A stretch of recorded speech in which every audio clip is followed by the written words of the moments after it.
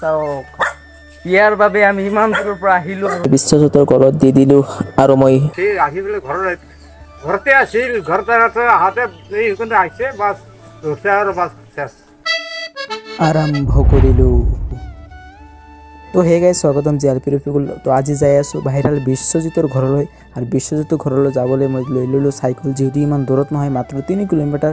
তো ব্লগটোৰ লগত থাকক, চাব পাৰিব আৰু কি আহিছোঁ চাইকেলখন চাওক মানে আৰু আমাক বহিব দিছে তো মানে দুজনী অলপকৈ চলাব লাগিব, নহ'লে আৰু কি হ'ব ভাবিছোঁ ৰোজাৰ ভিতৰত নহয় অলপ কষ্ট হয়, সেইকাৰণে দুজনে চলাই আছোঁ। আৰু বিশেষকৈ কথাটো হৈছে চাইকেলখনৰ পাম নাই, সেইকাৰণে অলপ মানে কষ্ট হৈ আছে। তো ভাবিছোঁ হাৰিমৰা বজাৰত যাই কিনে গতা লৈ মানে পাম লৈ কিনে আকৌ যাত্ৰা আৰম্ভ কৰিম বিশ্বজিতৰ ঘৰলৈ। আৰু চাইকেলৰ চকাত পাম চাম দি খানি এতিয়া ভম লেভেলত চলাই আছোঁ আৰু দিলোঁ তামাক চলাবৰ কাৰণে। আৰু এনেকৈ আমাৰ যাত্ৰাটো চলাই আছে আৰু এতিয়া যাব গৈ আছোঁ বিশ্বজিতৰ ঘৰলৈ। বিশ্বজিতৰ ঘৰত যাওঁতেই এখন সুন্দৰ সেই পাৰ্ক, মানে এখন নদীৰ নিচিনা মানে কি নদী পাই গ'লোঁ। আৰু ইমান ভাইৰেল মানুহৰ ঘৰত যাই আছোঁ, অলপ মানে চাফ চিকুণ হৈ যাব লাগিব ন। সেইখন এই মানে পাঁচ চাউত ধুই লৈ আছোঁ দেই, এই মানে পাঁচ চাউত ধুই আছোঁ চাওক। এতিয়া ক'ত আহিছোঁ চাওক, হাৰৰ ভিতৰত একিগলাই চাওক ক'ত আহিছোঁ। তো একচুৱেলি ভাইৰেল বিশ্বজিতৰ ঘৰলৈ যাই আছে, সেইকাৰণে বেগটো লৈছোঁ কি কাৰণে, বেগত মানে গামছা আছে আমাৰ অসমৰ সন্মানীয় গামছাখন, সেই গামছাখন লৈ কিনে যাই আছোঁ। আৰু তামাক চলাব কাৰণে ময়ো চলাওঁ, তামাকো চলাব মানে বিদ্যুৎ চলাব লাগিব নহয়, এজনে চলালে যিহেতু এইখন চাইকেল ন, সেইখনত মিলাই চলাই আছোঁ। আধা তামি চলাই আছে, আধা মই চলাই আছোঁ, এনেকৈ যাই আছোঁ। ব্লগটাৰ লগত থাকক। আৰু একচুৱেলি বিশ্বজিতৰ ঘৰ কেনেকুৱা, ক'ত থাকে, কেনেকৈ কি কৰে, আগত কেনেকুৱা আছিল মানে দেখাম আৰু তাৰ নিচিনা লাগে। চাওক ক'ত আহিছোঁ লাউৰা।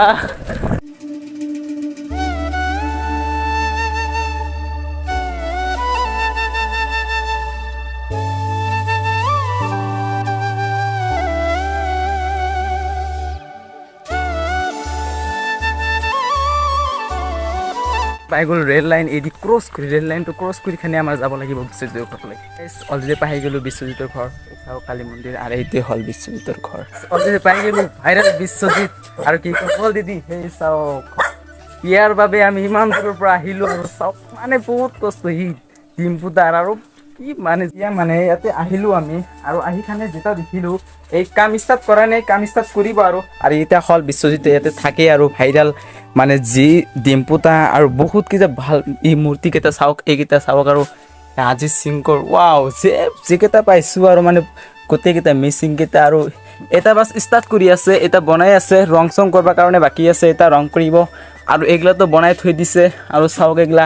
আৰু বিশেষকৈ ভাইৰেল হৈছিল ডিম্পুতাৰ এখন মূৰ্তি বনাইছিল, আৰু ডিম্পুতাৰ নিজৰ আহিখানি ইয়াতে এইখন বনাইছে। আৰু বিশ্বজিতৰ ঘৰত আহিলোঁ, সেইকাৰণে মই এখন মানে আমাৰ অসমৰ সন্মানীয় গামছাখন, সেই গামছাখন দি খানি সম্বোধন জনাব চেষ্টা কৰিম। আৰু ইয়াৰ হ'ল চাওক এইখিনি বস্তুৱে, তো এই গামছাখন আমাৰ অসমৰ সন্মানীয়, তো এই গামছাখন আমি সন্মানৰ গামছাখন আমি বিশ্বজিতৰ ঘৰত দি দিলোঁ। আৰু মই দুখন মানে গামছা লৈ আহিছিলোঁ, আৰু এখন দিব তেহঁতৰ দেউতাকক, অৰ্থাৎ বিশ্বজিতৰ দেউতাকক আমি আন এখন গামছা আছে সেইখন দিবলৈ চেষ্টা কৰি আছোঁ। আপোনালোকে চাই থাকক। আৰু বিশ্বজিতৰ মানে দেউতাকক অলৰেডি আমি গামছাখন দি দিলোঁ।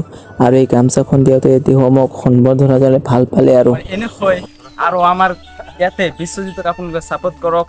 আৰু বিশ্বজিত অলৰেডি বহুত ভাইৰেল, আৰু আমি নতুন এজন কণ্টেণ্ট ক্ৰিয়েটৰ, সেইবাবে আমি আহি গ'লোঁ। আমি যিহেতু আমাৰ ঘৰৰ ওচৰতে মানে 3 কিলোমিটাৰ দূৰত্ব এইখন আমাৰ ঘৰৰ পৰা, সেইকাৰণে আহি গ'লোঁ।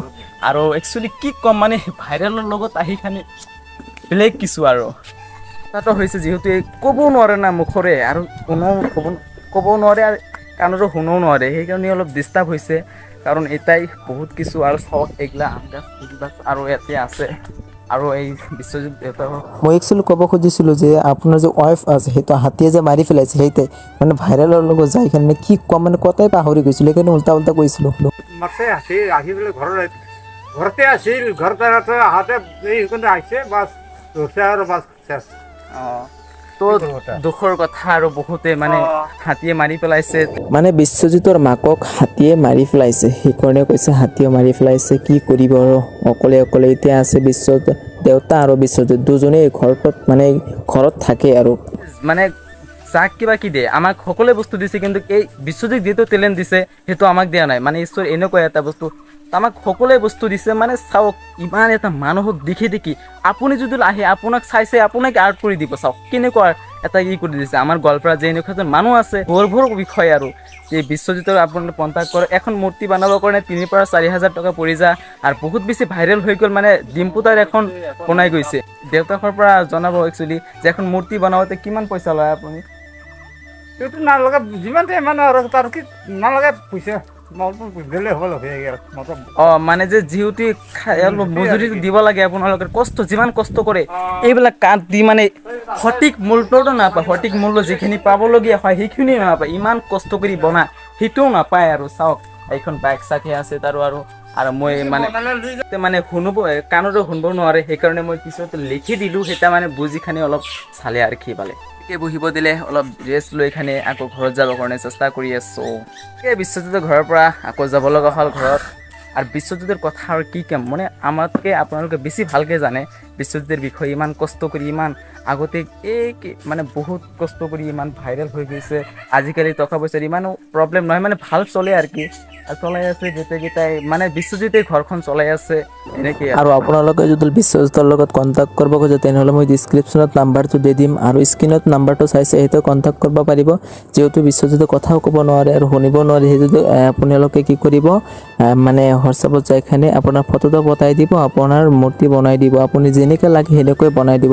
আৰু এনেকৈ বিশ্বজিতৰ ঘৰৰ পৰা শেষ লৈ খানে যাই আছোঁ। আৰু আপুনি আহিলে এই মানে কালী মন্দিৰটো আছে, কালী মন্দিৰটো পাই যাব। এইখন একচুৱেলি এইখন কালী মন্দিৰটো আছে, কালী মন্দিৰৰ ওচৰত আছে বিশ্বজিতৰ ঘৰখন।